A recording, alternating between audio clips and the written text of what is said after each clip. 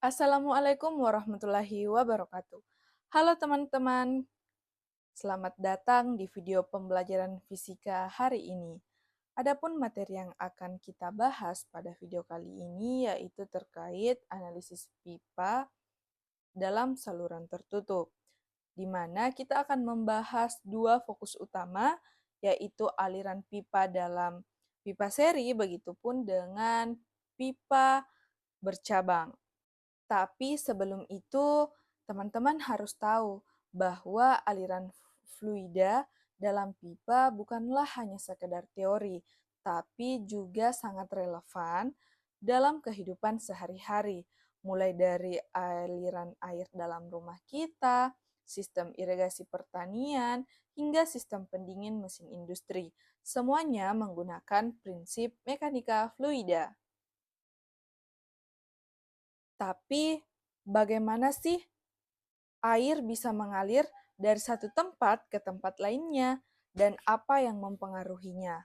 Apakah itu kecepatan, tekanannya, dan apakah ada energi yang hilang selama proses itu? Nah, teman-teman pasti penasaran kan? Yuk kita bahas bersama mulai dari konsep dasar seperti hukum kontinuitas, persamaan Bernoulli, dan rugi-rugi energi dalam sebuah pipa.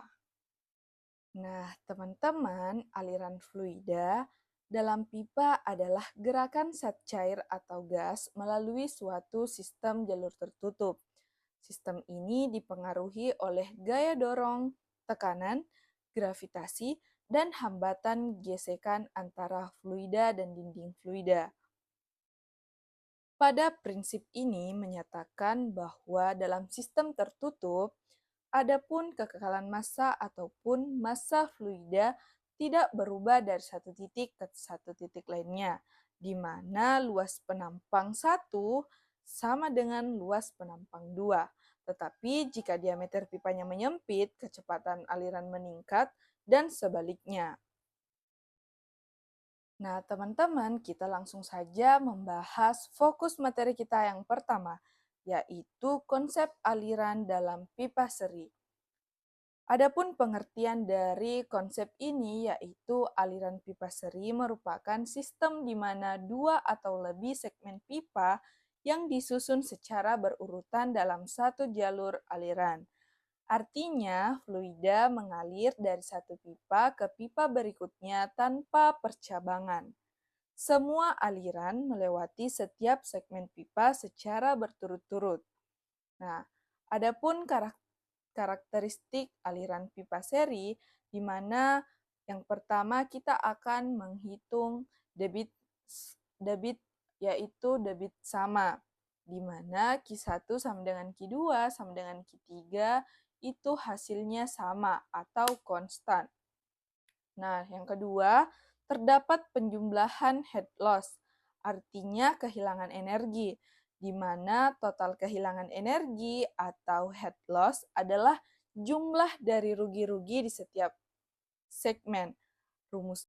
Yang ketiga, tekanan dalam pipa seri akan menurun, di mana tekanan fluida cenderung menurun dari hulu ke hilir karena adanya rugi-rugi gesekan dan sambungan. Nah, teman-teman, untuk rumus umum head loss ini untuk setiap segmen pipa yaitu sama dengan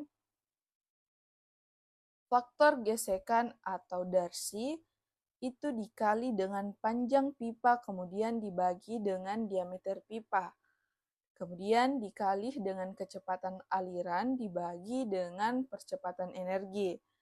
Nah, adapun total head loss tinggal dijumlahkan dari semua pigmen seperti berikut. Adapun aplikasi dari aliran pipa seri ini yaitu yang pertama di mana sistem perpipaan rumah dari meter air ke keran, kemudian yang kedua sistem irigasi linear, dan yang ketiga sirkulasi air pada pemanas ruangan. Nah, aliran dalam pipa bercabang terjadi ketika satu aliran utama terbagi menjadi dua atau lebih pipa cabang. Begitupun dengan sebaliknya, dua aliran yang menyatu ke satu aliran utama. Nah, prinsip utama yang digunakan dalam menganalisis aliran ini yaitu yang pertama terdapat hukum kontinuitas, di mana Q1 sama dengan Q2 ditambah dengan Q3. Artinya debit total yang masuk harus sama dengan debit total yang keluar.